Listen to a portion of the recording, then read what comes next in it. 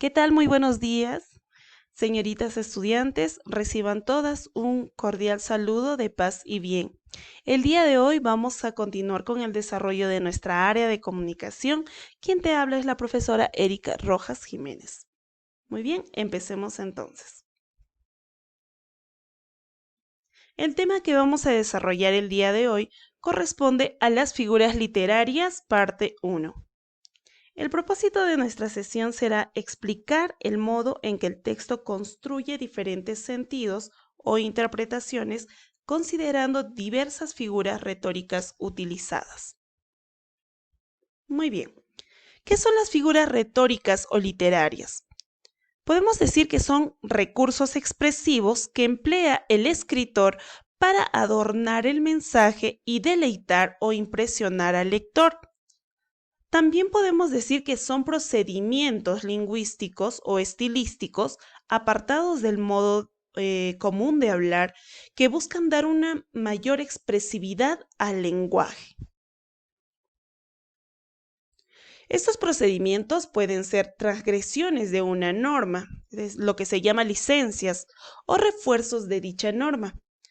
Podemos clasificarlas o dividirlas en figuras sintácticas, también llamadas de construcción o gramaticales, figuras de dicción, también llamadas fonológicas o fonéticas, y las figuras semánticas, llamadas también tropos.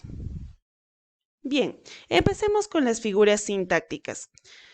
Estas figuras son las que tienen que ver con la organización de las palabras dentro de las oraciones. Entre ellas, algunas repiten términos, otras suprimen vocablos o cambian el orden lógico de la oración. Una de ellas viene a ser el epíteto, que indica una característica inherente o sobreentendida del ser.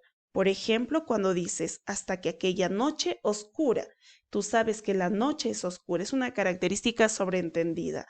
O cuando dices ardiente fuego o frío hielo, son características inherentes al ser. Ahora, en algunas obras clásicas, los epítetos manifiestan una cualidad inherente al personaje. Cuando dices Aquiles, el de los pies ligeros, o Ruy Díaz, el que en buen hora ciñó espada, etc. Siguiente, vamos con la anáfora. Es una figura sintáctica que repite una o más palabras al principio de cada verso u oración.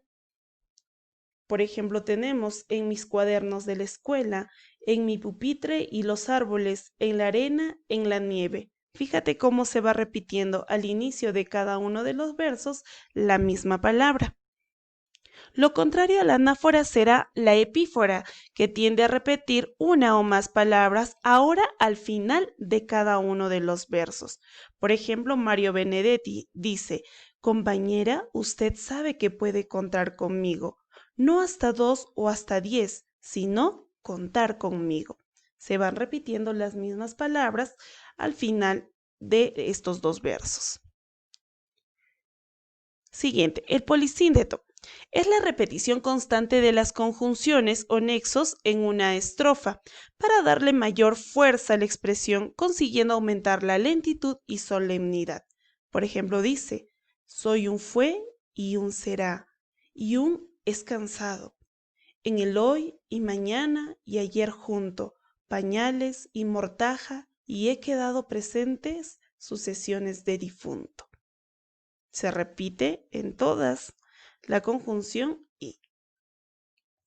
El asíndeto es la figura de construcción o sintáctica que consiste en omitir las conjunciones que pueden sobreentenderse para dar vida o energía al concepto. Ahora ya no utilizamos conjunciones, más bien las reemplazamos con unas comas.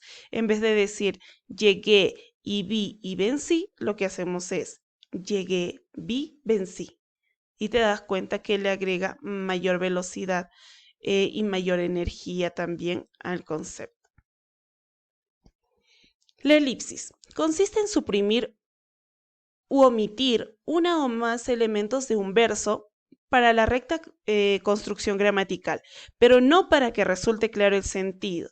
¿No? En este caso dice, yo llevaba las flores y ellos el incienso. ¿Qué palabra se ha suprimido en este caso? Si dices ellos el incienso, tú sobreentiendes que tenía que estar el verbo llevaba.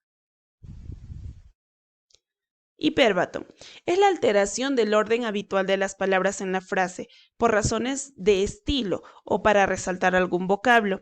El enunciado se desordena y en vez de comenzar por el sujeto, se empieza por el predicado. Volverán las oscuras golondrinas en tu balcón sus nidos a colgar. ¿No? Tendrías que decir, las oscuras golondrinas volverán sus nidos a colgar en tu balcón. No sería lo correcto. Ahora, también vamos a tener figuras fónicas. Se denominan también figuras de dicción o fonológicas.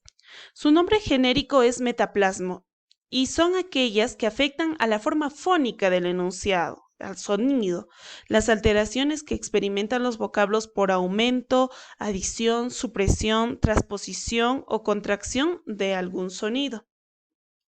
El primero de ellos viene a ser la aliteración, que es la repetición de la misma letra o de la misma sílaba para lograr una vinculación entre la sonoridad y el referente, ¿no? Por ejemplo, dice la fama infame del famoso Atrida y te vas dando cuenta que va repitiendo el mismo grupo de letras. O cuando dices tres tristes tigres tragaban trigo en un trigal o el trueno horrendo que en fragor revierta, ¿no? Te das cuenta que solo una letra se va repitiendo en todo el verso. También tenemos el retruécano, que es el juego de palabras que consiste en repetir varios vocablos o una frase entera, pero invirtiendo el orden de sus términos. Por ejemplo, hay grandes libros en el mundo y grandes mundos en los libros. O yo me río en el baño y yo me baño en el río. Quien no vive para servir, no sirve para vivir. La onomatopeya busca repetir o imitar los sonidos de la realidad y especialmente los producidos por la naturaleza. Por ejemplo, en el silencio solo se escuchaba un susurro de abejas que sonaba, susurro.